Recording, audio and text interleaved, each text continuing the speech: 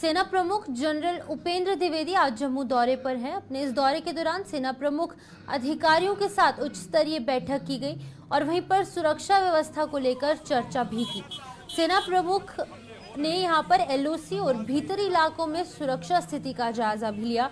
बता दें कि यहां पर वो पुलिस हेडक्वार्टर्स पहुंचे और तमाम अधिकारियों के साथ बातचीत की गई, मुलाकात की गई और तस्वीरें यहां पर आपके सामने है किस तरीके से पूरे सुरक्षा घेरे के बीच में यहां पर पुलिस हेडक्वार्टर्स में सेना प्रमुख पहुंचते हैं और तमाम अधिकारियों के साथ बातचीत की जाती है। जम्मू कश्मीर की सुरक्षा व्यवस्था को लेकर जितनी भी तैयारियां की गई हैं, क्योंकि अमरनाथ यात्रा भी लगातार जारी है, उसको किस तरीके से सिक्योरिटी कवर दिया जा रहा है और अन्य जितने भी यहाँ पर दूर दराज के इलाके हैं, क्योंकि जम्मू कश्मीर में लगातार आतंकवादी गतिविधियां बढ़ती नजर आ रही हैं। खास तौर पर जम्मू डिवीजन की बात करें, रियासी में हमने देखा हमला हुआ, उसके बाद यहाँ पर कठुआ में 2 हमले देखने को मिले, डोडा में भी एनकाउंटर्स हुए, जिसके बाद की सेना प्रमुख का आज दूसरा दौरा जो है वो जम्मू का रहा। इससे पहले 3 जुलाई को सेना प्रमुख उपेंद्र द्विवेदी जो है वो जम्मू पहुंचे थे और इस दौरान भी उन्होंने सुरक्षा व्यवस्था को लेकर जायजा लिया था। लेकिन हालांकि 3 जुलाई के बाद से एक बार फिर से आतंकवादी गतिविधियां बढ़ने लगी है। एक बार फिर से यहाँ पर उपेंद्र द्विवेदी जो है वो जम्मू पहुंचे और उन्होंने तमाम अधिकारियों के साथ बातचीत की, वार्तालाप की गई और जिस तरीके से सिक्योरिटी सिनेरियो जम्मू कश्मीर का है उसको लेकर गहन चर्चा भी देखने को मिली। ये आतंकी हमले जो हैं वो हो रहे हैं, लेके लगातार जहां पर तस्वीरें आप देख सकते हैं, सुरक्षा घेरे के बीच में उपेंद्र द्विवेदी जो है वो यहाँ जम्मू पहुंचे, उन्होंने तमाम अधिकारियों के साथ बातचीत की। सेना प्रमुख जनरल उपेंद्र द्विवेदी जो है वो आज जम्मू दौरे पर है और इसी बीच हमारे साथ अनिल शर्मा ज्वाइन कर चुके हैं, हमारे संवाददाता, जिन्होंने की सुबह से ही यहाँ पर इस खबर पर नजर बनाए रखे। क्या कुछ इसमें अपडेट है उस पर जानकारी लेंगे हम अनिल से। अनिल बताइएगा, सुबह भी आपने अपडेट किया था, यहाँ पर जनरल उपेंद्र द्विवेदी जो है वो जम्मू पहुंचे हैं, क्या कुछ किया उन्होंने आज पूरा दिन, किस तरीके का पूरा शेड्यूल रहा उनका?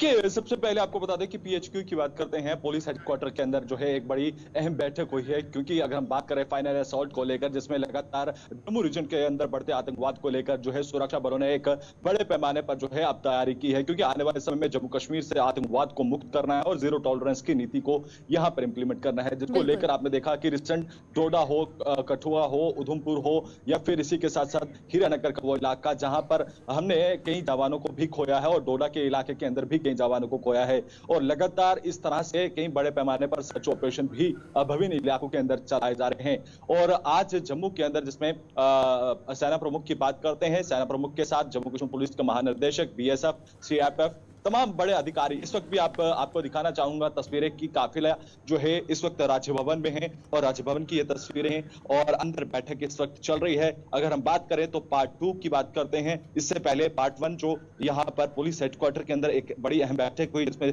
तमाम सीनियर ऑफिशियल्स यहाँ पर मौजूद थे, चाहे वो आर्मी से हो, बीएसएफ से हो, सीआरपीएफ से हो और भारतीय सेना से हो, तमाम उनके सीनियर ऑफिशियल्स वहां पर मौजूद थे। और अब अगर हम बात करते हैं जो दूसरी अहम बैठक, जहां पर जम्मू कश्मीर के अंदर उपराज्यपाल मनोज सिन्हा को जो है पूरी जानकारी दी जाएगी कि किस तरह की रणनीति को जो है वो तैयार किया गया है और किस तरह से उस पर काम करना है, ग्राउंड जीरो पर उसे किस तरह से इंप्लीमेंट करना है। और आने वाले समय में हम ये जानते हैं कि जम्मू कश्मीर पूरी तरह से आतंकवाद को मुक्त होगा, क्योंकि कश्मीर में आपने देखा कि अनुच्छेद 370 हटने के बाद जम्मू कश्मीर से किस तरह से कश्मीर में जो है हमारी सिक्योरिटी फोर्सेस ने किस तरह से उन्हें नष्ट और नाबूद किया था। और वहीं पर जम्मू रीजन के अंदर अगर हम बात करते हैं, बीते 1.5 साल या 2 सालों के अंदर बढ़ते आतंकवाद को लेकर चिंता का सवाल यहाँ पर बना हुआ था और लगातार दिल्ली के अंदर भी कई बड़ी अहम बैठकें हुई थी बीते दिनों आपने देखा। और अब इस वक्त राजभवन के अंदर अहम बैठक चल रही है और हम ये मान के चल सकते हैं कि आने वाले दिनों में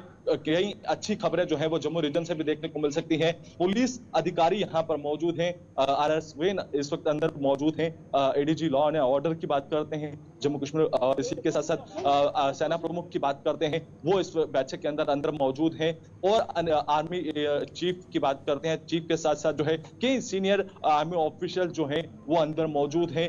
हम ये जरूर कह सकते हैं कि आने वाले दिनों में जो है यहाँ पर जो है जम्मू रीजन के अंदर आपको जरूर ये अच्छी खबरें जो है वो नजर आएंगी कि यहाँ पर जो है आतंकवाद को किस तरह से पूरी तरह से न्यूट्रलाइज जो है वो किया जाएगा ये देखना होगा, क्योंकि अंदर रणनीति जो है वो साफ है कि बन चुकी है। अब उस पर ग्राउंड जीरो पर काम होना है। ये काफिले आप देख सकते हैं, ये सीनियर ऑफिशियल्स के काफिले हैं जो इस वक्त अंदर मौजूद है और बैठक के इस वक्त जो है वो जारी है। और राज्य भवन की बात करते हैं, जहां पर जम्मू कश्मीर के उपराज्यपाल को आज की बैठक की समीक्षा जो हुई है उसकी जानकारी जो है वो दी जा रही है। और अब ग्राउंड जीरो पर उस पर काम करना है। और सेना, जम्मू कश्मीर पुलिस, सीआरपीएफ, भारतीय सेना, ये मिलकर जिस तरह से ऑपरेशंस में काम करती है, क्योंकि बॉर्डर सिक्योरिटी फोर्सेस का अहम योगदान रहता है। क्योंकि अगर बात करते हैं सीमा पार से जिस तरह से बीते दिनों घुसपैठ यहां पर हुई है और बड़े पैमाने पर घुसपैठ हुई है, उसके बाद से ही जम्मू रीजन के अंदर आपने देखा है कि आतंकवाद किस तरह से बढ़ा है। अब उसको असॉल्ट करने के लिए अब ये रोड मैप जो है वो तैयार किया गया है और आने वाले दिनों में उसे ग्राउंड पर उतारा जाएगा। ठीक है अनिल, बहुत बहुत शुक्रिया तमाम जानकारी देने के लिए। अनिल शर्मा यहाँ पर अपडेट कर रहे थे कि जो सेना प्रमुख हैं उपेंद्र द्विवेदी वो आज जम्मू पहुंचे हैं और तमाम चीजों पर गहन चर्चा की जा रही है। तस्वीरें भी आपने देखी, अनिल ने यहाँ पर तस्वीरें भी साझा की, किस तरीके से स्ट्रैटेजी तैयार करने के लिए सभी जो बड़े अधिकारी हैं वो राजभवन पहुंच चुके हैं और तमाम बड़े बिंदुओं पर, बड़े पॉइंट्स पर चर्चा की जा रही है। सबसे इंपॉर्टेंट चर्चा यहाँ पर टेररिज्म को लेकर की जा रही है, क्योंकि लगातार आतंकवादी गतिविधियां जम्मू डिवीजन में बढ़ती नजर आ रही है।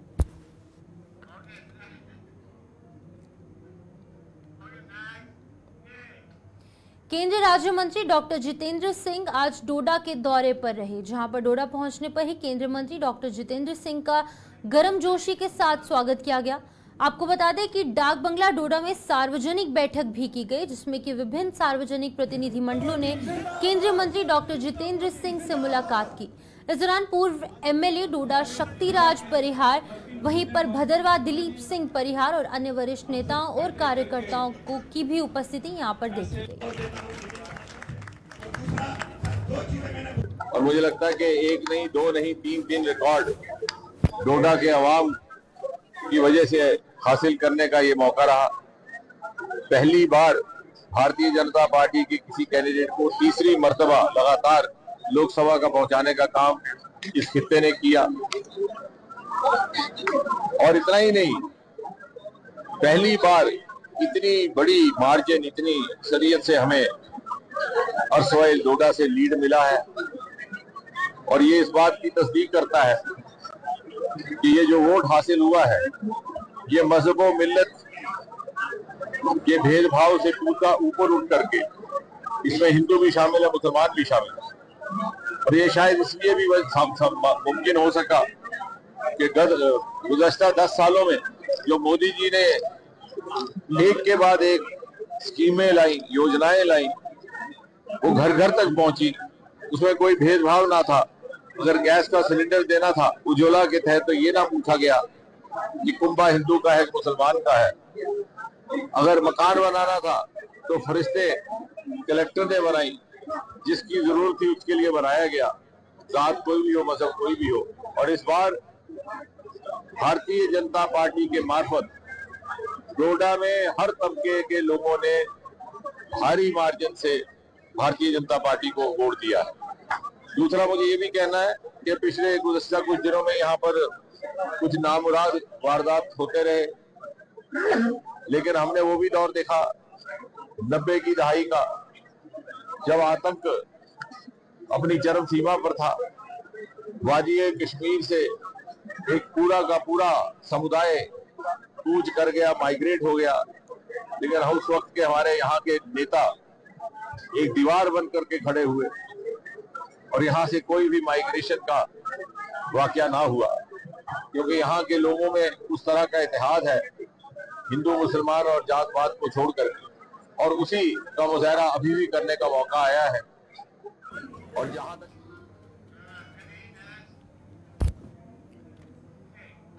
भारतीय जनता पार्टी द्वारा अखनूर विधानसभा में मतदाता अभिनंदन समारोह का आयोजन किया गया, जिसमें कि मुख्य अतिथि सांसद जुगल किशोर शर्मा और पूर्व विधायक और भाजपा जिला अध्यक्ष राजीव शर्मा मौजूद रहे।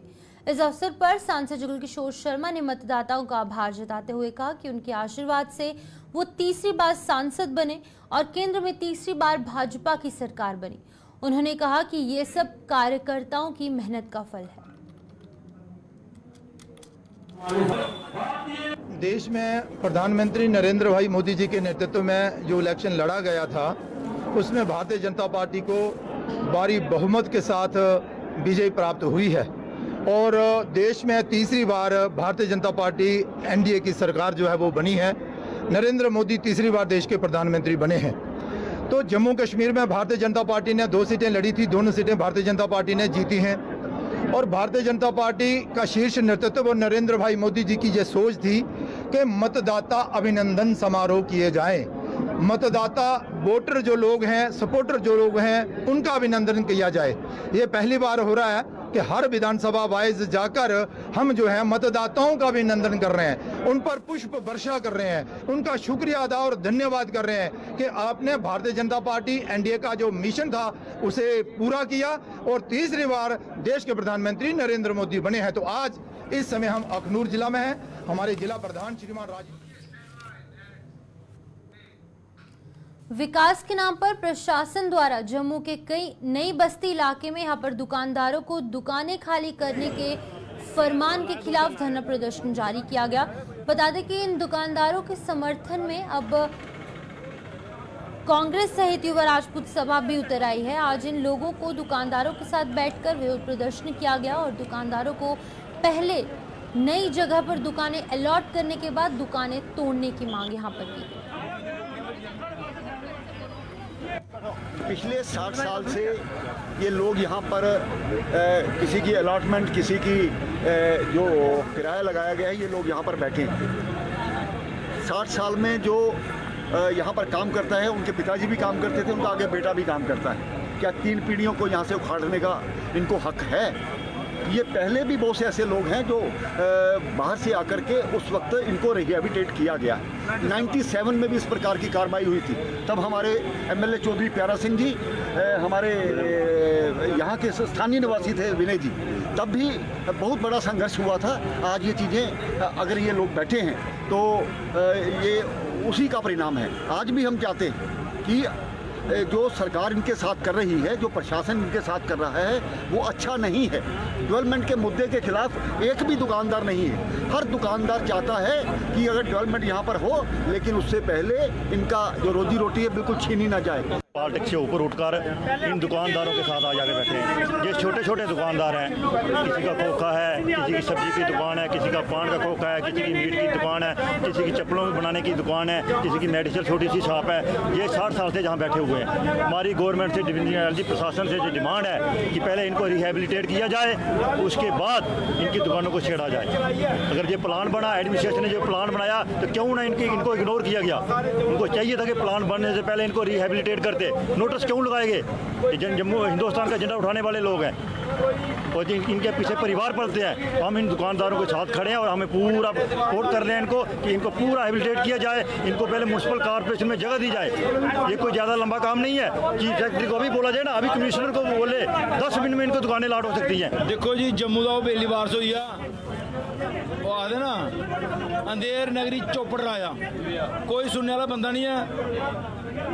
मैं आज सारे एडमिनिस्ट्रेशन की निगाह रखना चाहना कि अगर इंदी दुकानें के बदले दुकाना नहीं मिलियां तो इतने आनिया दुकाना तोड़ने की गलती मत करियो, क्योंकि युवा राजपूत सभा साना बछाना इतने आई दी है। असें लोगों ना दे वोट लैने, ना दे कोई चापलूसी करनी है, ना दोहरा काम करना। साढ़ा क्लीयर सौदा ही है, जहाँ आर ते जहाँ पार पुत्र जे दम है तो सनाइया वो दुकाना दिखिया ने कियां दुकाना भेजदियां। लेकिन ये चोरी जेडे फरमान कड्ढने वाले गल्लां ने बंद करो। 144, 145, 147 उन्हें आख्या दफा बंदे पर लगदियां, लेकिन जम्मू के लोगों का भेदभाव जिला जिला हो। उत्तर प्रदेश में कावड़ यात्रा मार्गों पर दुकानदारों के नाम और डिटेल्स लिखने को लेकर पूरे देश में सियासत गरमाई हुई है और अब इसकी यहाँ पर आंच जो है वो जम्मू तक पहुँच चुकी है। इस मुद्दे को लेकर शिवसेना डोगरा फ्रंट ने कांग्रेस सहित अन्य विपक्षी दलों के खिलाफ प्रदर्शन किया। प्रदर्शन की अगुवाई कर रहे शिवसेना डोगरा फ्रंट के प्रधान अशोक गुप्ता ने विपक्षी दलों पर निशाना साधा। उन्होंने कहा कि इस आदेश को वर्ष 2006 में तब पीएम मनमोहन सिंह ने जारी किया और इसे लागू किया गया पूर्व मुख्यमंत्री स्वर्गीय मुलायम सिंह द्वारा। यहाँ पर उन्होंने कहा कि योगी सरकार इस आदेश का संचालन कर रही है और ये विरोध प्रदर्शन जो है इसकी अगुवाई अशोक गुप्ता द्वारा की गई। कांवड़ यात्रा, योगी जी आगे बढ़ो, योगी जी आगे बढ़ो, देश तुम्हारे, योगी जी आगे बढ़ो। 100 किलोमीटर नंगे पांव, बिना खाए हुए, बिना पिए हुए, इसको स्वच्छता चाहिए, धार्मिकता चाहिए। अगर योगी जी ने एक आर्डर निकाला, आर्डर योगी जी ने नहीं निकाला, मनमोहन सिंह जी ने निकाला 2006 में, लागू करा है अखिलेश यादव के पिता ने 2011 में, और योगी जी ने उसका आगे संचालन करा क्या है भाई? जो हलाल की दुकान है हलाल लिखो, जो झटके की दुकान है झटका लिखो। योगी जी आगे बढ़ो।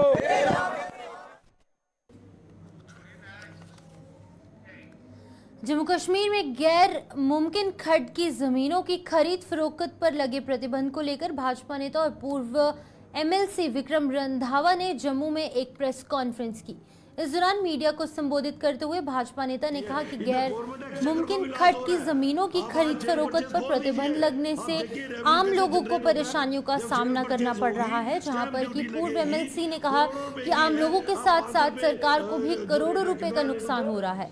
उन्होंने सरकार से इस प्रतिबंध को हटाकर आम लोगों को राहत देने की मांग की। वर्कआउट करेंगे तो करोड़ों रुपया जो है आपका रेवेन्यू जो फंसा हुआ है। आप ट्रांसपोर्ट नगर ले लीजिए, ये खड्ड में बना हुआ है। आप छन्नी हिम्मत ले लीजिए, पूरी कॉलोनी जो गवर्नमेंट ने बनाई है, गवर्नमेंट ने बना के आगे ऑक्शन करके लोगों को बेची है, उसके पैसे लिए, जमीनें लोगों के नाम पे हुई है, वो खड्ड है। सैनिक कॉलोनी क्या है, वो खड्ड है।